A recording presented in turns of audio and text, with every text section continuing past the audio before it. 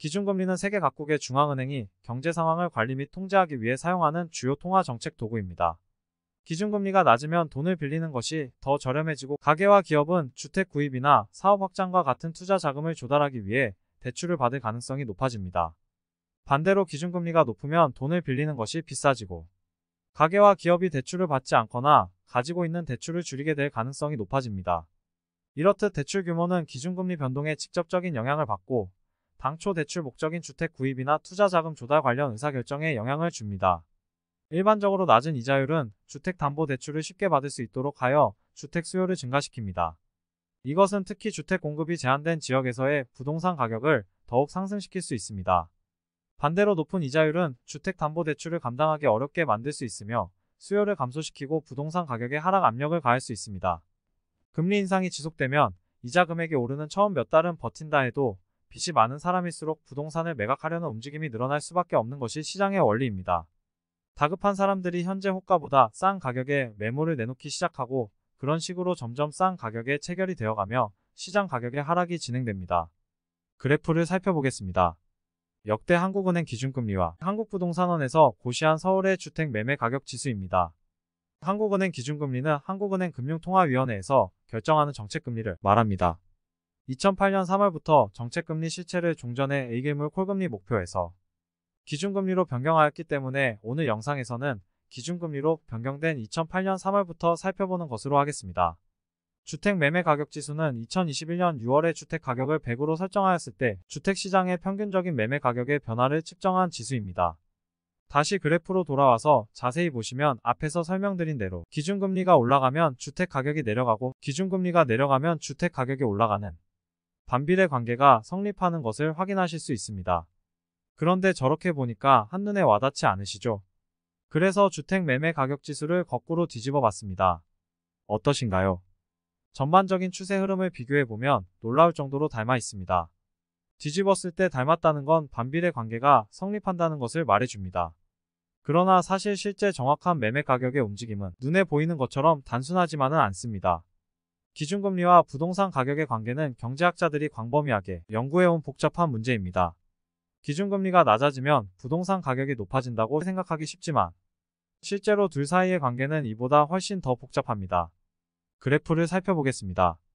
2010년 7월부터 2년간 오름세를 타던 금리는 2012년 7월 인하를 시작으로 2017년 11월까지 약 5년간 하향 추세를 유지합니다.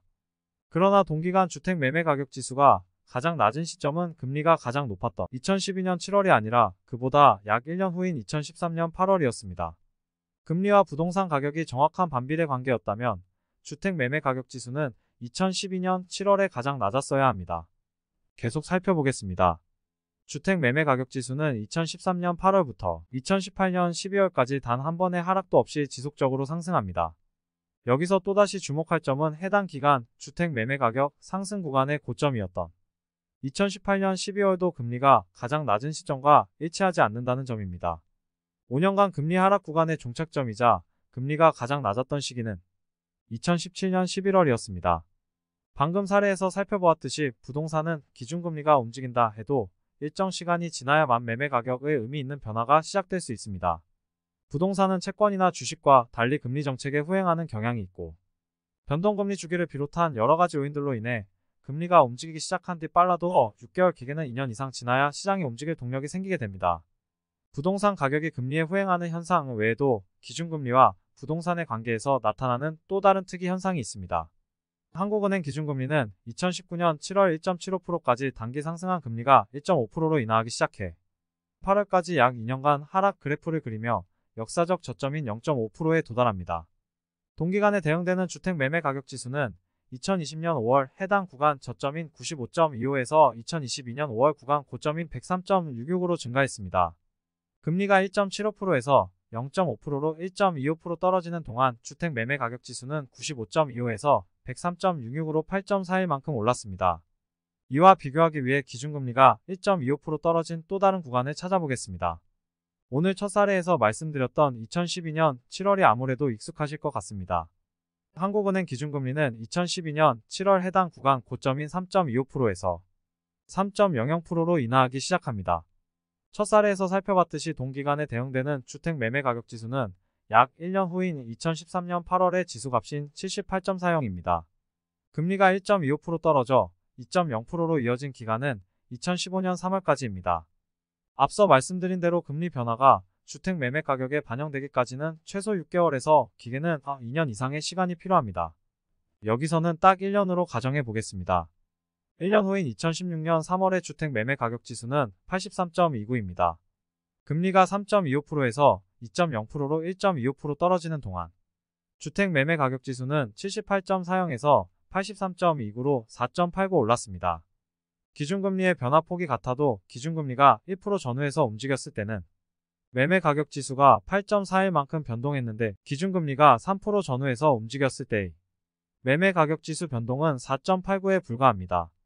기준금리가 낮을 때가 기준금리가 높을 때보다 부동산 가격의 변동성이 훨씬 더 크다는 사실을 알 수 있습니다.